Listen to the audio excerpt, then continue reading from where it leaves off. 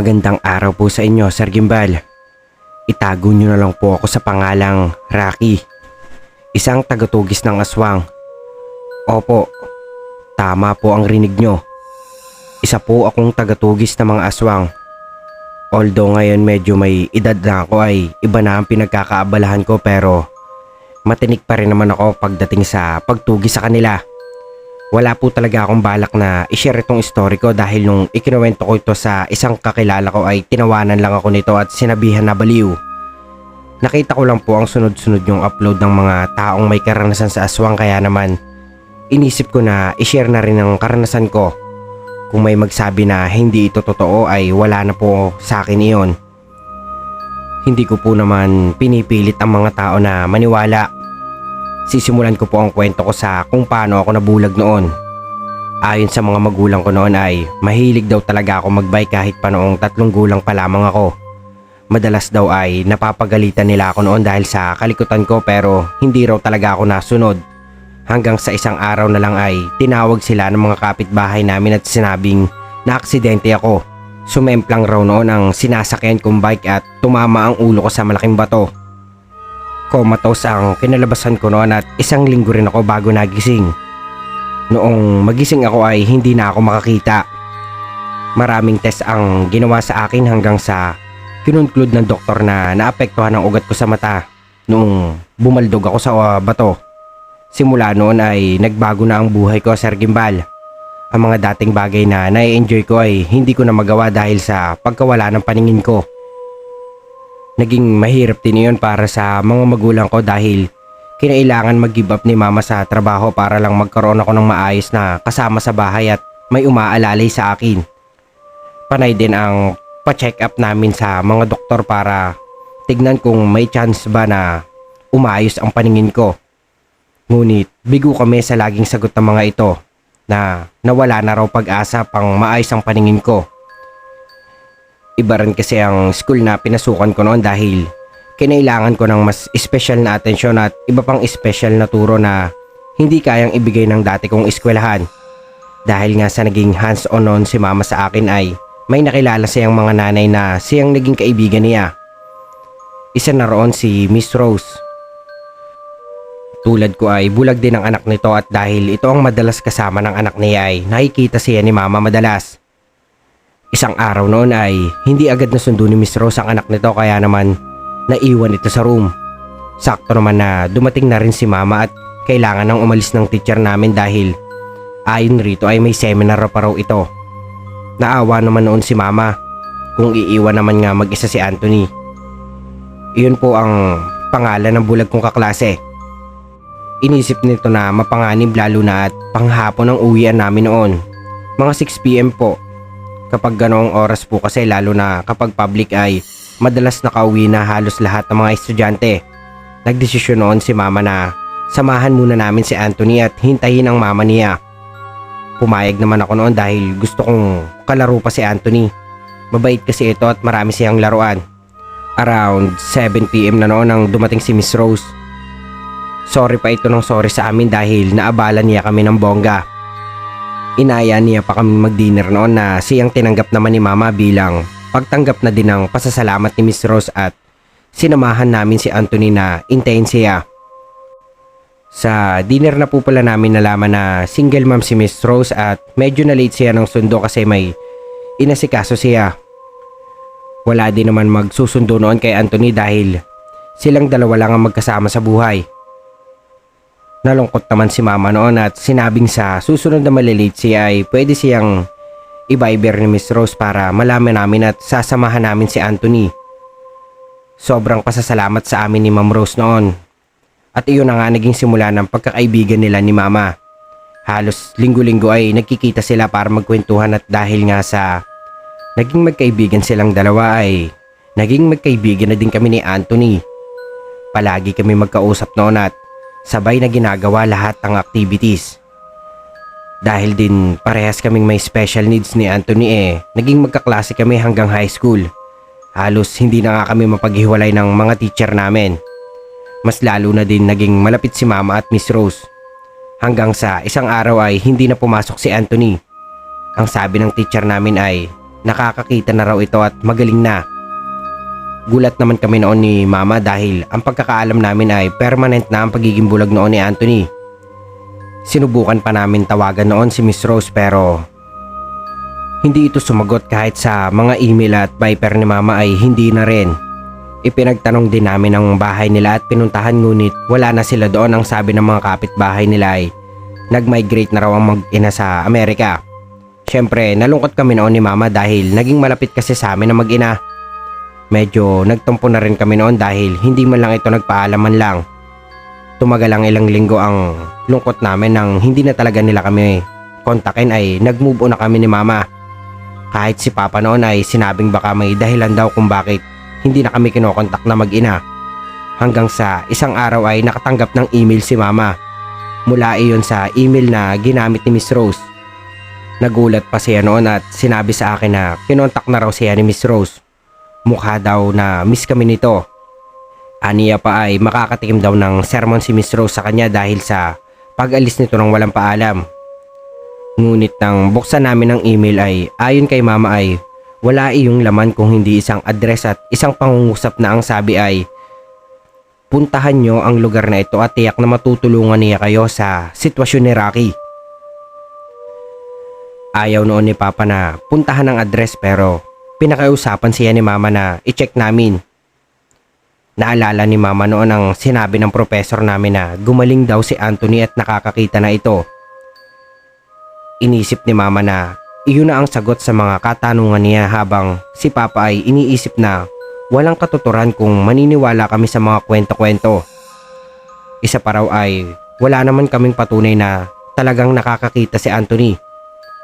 Pero makulit po si Mama at isang gabi habang nasa trabaho si Papa at night shift ito ay inaya niya akong umalis papunta sa address na tinuro ni Miss Rose. Sakay kami ng bus noon nang sabihin ni Mama na matagal na raw niyang pinagdadasal na mangyari ito. Doon ko na po napagtanto na matagal na palang may nabanggit si Miss Rose kay Mama na may nabalitaan ito na isang albularyo. Kaya raw nito magpagaling ng may mga sakit kahit pa ang mga wala ng kagalingan.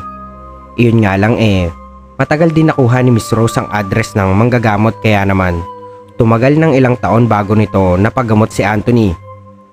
Ngingiti-ngiti noon si Mama habang bit-bit ang pangarap na makakakita pa ako. Bumaba kami sa isang liblib na lugar. Hindi ko na po alam kung saang banda iyon basta ayon kay Mama ay liblib daw ito at halos isang barangay ang layo ng bawat bahay. Hindi ko na rin matandaan kung ilang metro ang nilakad namin noon hanggang sa makarating kami sa bahay ng albularyo. Kubo po ang bahay nito na sa kasamaang palad ay hindi ko na po mailalarawan dahil hindi pa po ako nakakakita noon. Pinapasok kami noon ni Mama sa bahay ng albularyo at kinausap. Tinanong din nito kung sino ang nagbigay sa amin ng address at sinabi naman ni Mama. Ipinaliwanag ng albularyo na isang San Telmo daw sa dagat ang gagamot sa aking mga mata. Sinabi rin nito na kaya nitong magpagaling ng mga sakit ngunit tulad ng doktor ay nanghihingi ito ng bayad. Tinanong namin kung anong bayad yon at ipinaliwanag nito sa amin na ang mga San Telmo daw sa dagat na pupuntahan namin ay may mga kapangyarihan na taong namatay na. Madalas ay namatay ito kung saan sila naninirahan ngayon. Sa dagat. Hindi rin sigurado noon ang albularyo kung ano ang hihilingin ng isang San Telmo ngunit madalas ay gusto nito na maghiganti sa mga taong pumatay dito. Ang sabi ni Mama ay handa siyang ibuhis ang buhay niya para lang makakita ako pero ipinaliwanag ng albularyo na ako raw na siyang gagamutin ang dapat gumawa ng hiling ng San Telmo. Aaminin kong gusto kong umatras ng mga oras na iyon, Sir Gimbal. Natakot kasi akong kung ano ang hihilingin ng San Telmo at baka hindi ko maibigay ang gusto nito. Pero pumayag noon si Mama at ng gabing iyon ay naging pinakamahiwagang gabi sa buhay ko. Inaya kami ng albularyo na lumabas ng bahay niya at maglakad patungo sa isang dagat. Ramdam ko noon ang malamig na simoy ng hangin. Nanlalamig ang buo kong katawan sa takot. Sa takot na kung ano ang mangyayari. Pero desidido na noon si mama. Sinabi niya ay gagawin daw niya lahat para makakita ako at kahit pa anong hilingin daw ng San Telmo ay sundin ko. Umuo na lang ako noon. Ilang minuto kami naglakad bago ko naramdaman na sumakay kami ng isang bangka. Inalalayan ako ni mama pati na rin ang albularyo na makasakay. Sobrang lamig ng hangin noon sa dagat at napakalakas din ng alon ngunit hindi nagpatinag ang albularyo. Mga ilang minuto kami noon na nakasakay hanggang sa huminto ang bangka. Ang sabi ng albularyo ay naroon na raw kami at pinatayo ako nito sa gitna. Umaalon-alon noon kaya naman halos mabuwal ako sa pagkakatayo pero ang sabi ng albularyo ay kailangan kong mapanatili ang pagkakatayo ko para sa pagsalubong sa San Telmo. Nagsimula nang magdasal ang albularyo at ilang sandali lang ay lumiwanag na. Opo, lumiwanag. Simula po nang maaksidente po ako ay hindi na talaga ako nakakita kahit maliit lang na liwanag. Kaya naman ang gabi ngayon ay halos masilaw ako sa liwanag na nakikita ko. Noong dumilat ako ay laking gulat ko nang makaharap ko ang isang bilog na liwanag. Madilim ang paligid katulad ng dati pero nakikita ko ang isang puting liwanag na nakalutang sa kawalan. Para ba iyong nakatingin sa akin at kahit ang totoo ay wala naman itong mukha. Muling nagsalita ang albularyo at kinausap nito ang San Telmo. Hindi ko po nakikita ang albularyo ng mga oras na ito. Tanging ang puting liwanag lang. Ipinaliwanag ng albularyo ang pakay ko at nagulat ako nang makarinig ako ng boses na nagmula sa bilog na liwanag. Sinabi nito na tutulungan niya ako sa hiling ko kung mangangako akong ipaghihiganti ko siya at ang buong pamilya niya sa isang pamilya ng aswang na umubo sa kanila. Hindi ako agad nakasagot noon. Kasi naman, anong aswang ang sinasabi nito at anong ipaghihiganti? Gusto ba niyang kalabanin at patayin ko ang mga aswang? Muling nagtanong ang boses na nagmumula sa bilog na liwanag. Tinanong ako nito kung magagawa ko raw ba ang kagustuhan niya. Narinig ko ang boses ni mama at sinabi nitong sumagot ako. Alanganin naman akong sumagot ng oo. Muling lumiwanag, dahilan para mapapikit ako. Pagdilat ng mga mata ko ay nagulat ako nang makitang nakasakay na ako noon sa isang bangka na nasa gitna ng dagat. Inililibot ko ang paningin ko at nakita ko ang isang matandang albularyo at si mama. Umiiyak ito habang nakatingin sa akin. Ngumiti ako sa kanya at takmang maglalakad upang yakapin siya nang sumakit ang ulo ko at bigla na lang akong nahilo. Nasa ganoon akong sitwasyon nang may makita akong memorya ng isang masayang pamilya. Naghahapunan sila at kumakain ng masaya. May isang maliit na bata roon na sinasabi sa mga nakakatanda sa kanya na balang araw ay magagamit na niya ang kapangyarihan niya at magagapi niya ang mga aswang. Walang ano-ano ay bumukas ang bintana at pumasok ang isang grupo ng mga aswang. Nagsimula itong atakihin ng pamilya at kainin iyon isa-isa. Nagtangka naman ang bata na gamitin ang kapangyarihan niya ngunit dahil nga hindi pa siya noon ganon kalakas ay napatay rin siya ng mga ito. Matapos ang imaheng iyon ay mas lalong sumakit ang ulo ko hanggang sa mawalan ako ng malay. Nagising akong nasa kubo na ako ng albularyo. Binati ako nito nang makitang gising na ako at niyakap naman ako ni mama na habang umiiyak. Inalayan ako ng pagkain ng albularyo bago ako tinanong kung ano daw ang hiniling ng San Telmo. Doon ko napagtanto na ako lang pala ang nakakarinig sa hiling nito. Sinabi ko rito ang hiling ng San Telmo at napatango naman ang albularyo. Sinabi ko rin na kailangan kong patayin ang 5 aswang upang tuluyan na akong makakita. Ang usapan kasi pag hindi ko nagawa ang gusto ng San Telmo sa loob ng 1 linggo ay kukunin ulit nito ang paningin ko. Ipinaliwanag sa akin ng matanda na patay na raw ang 2 sa pamilyang tinutukoy ko at 3 na lang ang kailangan kong patayin. Ngunit dahil matatanda na ito ay kailangan kong mag-ingat dahil mas malakas sa mga ito. Sinabi ng albularyo na tutulungan niya ako sa paghahanda. Binigyan ako ng albularyo ng mga kailangan kong gawin bago makipaglaban sa mga aswang. Naghanap din kami ng buntot ng pagi at ng maraming bawang. Ipinaliwanag din ng albularyo kung saan ang pinakamahinang parte ng mga aswang. Ang sabi niya ay kapag ang anyong tao, ito ay sa likod ko dapat patamaan iyon. Kapag anyong hayop naman ay kailangan kong putulin ang buntot. 2 gabi matapos ang preparasyon ay panahon na para sumugod ako sa kuta ng pamilya ng aswang na pumatay sa buong pamilya ng San Telmo. Hindi na ako nagtaka noon nang malaman na nasa pinakaliblib na lugar ang bahay nila. Nasa gitna ito ng gubat at nag-iisa lang iyon. Kasama ko ang albularyo na siyang tutulong sa akin na magapi sila. Nasa malayo pa lang ay naaamoy ko na ang naagnas na bangkay. Tinulungan ako ng albularyo na lagyan ng gas ang palibot ng bahay. Matapos ay maingat kaming umikot sa labas ng bahay. Walang tao sa labas kaya naman sinabihan ako ng albularyo na pumasok na. Agad akong pumasok sa bahay at halos mahimatay ako nang makitang may kalahating katawan ng naroon. Putol ito at kitang-kita ko ang mga laman loob nito. Nakatayo ito sa may tapat ng bintana. Halatang doon lumabas ang kalahati ng katawan nito. Agad kong sinunod ang tinuro sa akin ng albularyo. Binudburan ko yon ng asin at bawang. Hindi pa man ako nakakakalahati ay narinig ko na ang pagaspas ng isang malaking ibon. Nang silipin ko iyon ay nakita ko ang isang babaeng may pakpak. Kalahati lang ang katawan nito at halatang galit na galit. Kitang-kita rin ang pagdaing nito sa sakit. Nagtama ang paningin namin at agad itong galit na umangil sa akin. Akmang lalapit na ito ngunit iwinigayway ng albularyo ang buntot ng pagi kaya naman hindi ito makalapit.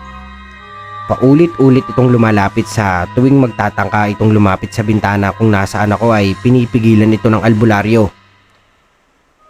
Matapos makitang nahihirapan ng manananggal ay mabilis ko nang sinilaban ang katawan nito.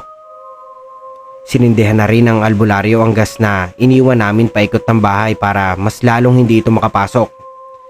Sigaw ng sigaw sa sakit ang manananggal. Hindi na rin ito halos makahinga at paulit-ulit na sinisigaw ang pangalan ng isang tao. Noong akala ko ay mamamatay na ito ay may bigla na lang nagbuhos ng tubig sa katawan nito mula sa likod ko. Nang lingunin ko ito ay isa yung lalaking itim na itim, mapupula ang mga mata nito at nakakatakot. Matutulis ang ngipin nito na nakaamba na para kagatin ako. Agad ko naman inalabas ang patalim ko at sinaksak ko ito sa may balikat dahilan para mapatras ito. Hinugot ko ang patalim at sinipa siya sa tiyan. Tumalsik naman ito kaya nagkaroon ako ng pagkakataon na muling lagyan ng asin at bawang ang katawan ng manananggal. Muli akong nakarinig ng iyak ng manananggal na para bang nasasaktan nito. Ngunit hindi naman ito makalapit dahil sa albularyong nasa labas.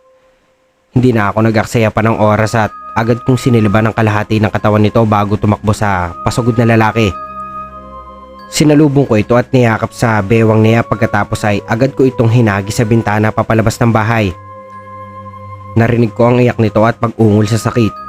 Hindi naman na inantay ng albularyo at agad din itong pinaghahampas ng buntot ng pagi na naging dahilan ng panghihina nito.